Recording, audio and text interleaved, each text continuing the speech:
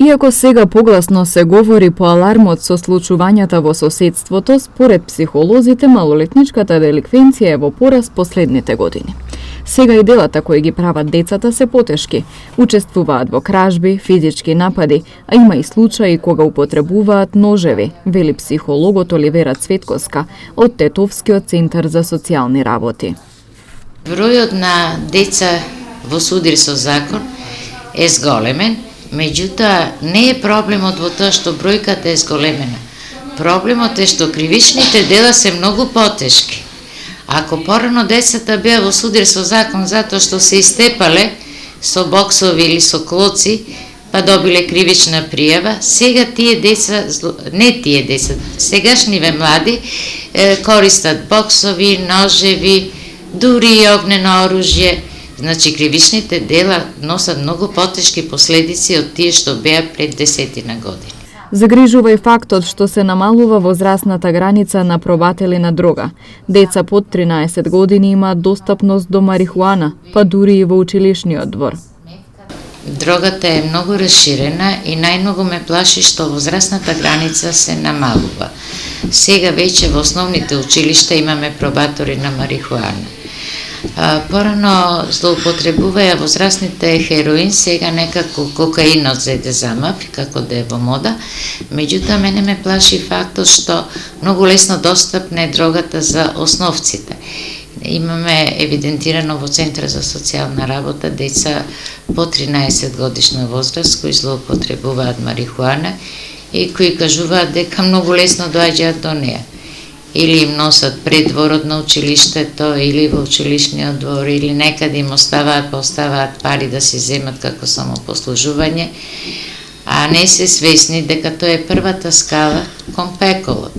Почнуваат со марихуана и сметаат дека тоа не е дрога, дека тоа не ствара зависност, а јас секогаш кажувам дека нема добра и лоша дрога, секоја дрога ствара зависност. Брзото темпо на живот, економската криза влијаат во семејството, а со тоа започнува и девијантното однесување на децата.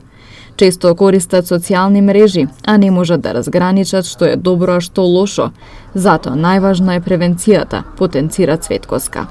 Децата се многу осетливи во адолесцентниот период и тогаш тие мали проблеми што на родителите им изгледаат мали, всушност се големи проблеми за децата.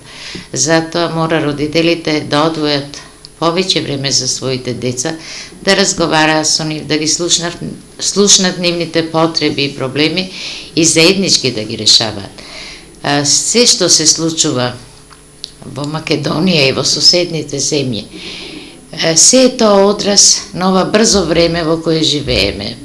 Темпото на живот е навистина пребрз, но пак ќе кажам, родителите се тие што мораат да обратат поголемо внимание за децата, затоа што необраќањето на внимание, недавањето љубов и поддршка на своите деца, токму нив ќе им се врати како бумеранг. Значи, необходни се, барем на класните часови, еднаш месечно, треба да се разговара за дрогата, за последиците од дрогата, за семејното насилство, за трговија со луѓе. Треба да се припремаат децата и треба да им се укаже на тоа како да постапат, кому да се јават додека ако добијат информација дека нивно другарче се дрогира, или нивно другарче е тргувано, или нивно другарче живее во семејна заедница во која постои семејно насилство. И треба слободно да побараат помош или кај психологот на училиштето, или во Центар за социјална работа, или во полицијската станица. На децата им кажувам дека тие не се предавници ако го кажат тоа за своето другарче, туку тие се најдобрите другари што му мислат добро на другарчето. Секторот за внатрешни работи Тетово лани регистрирал 89 деца сторители на кривично дело, а меѓу нив најбројни биле оние кои ги повторуваат делата.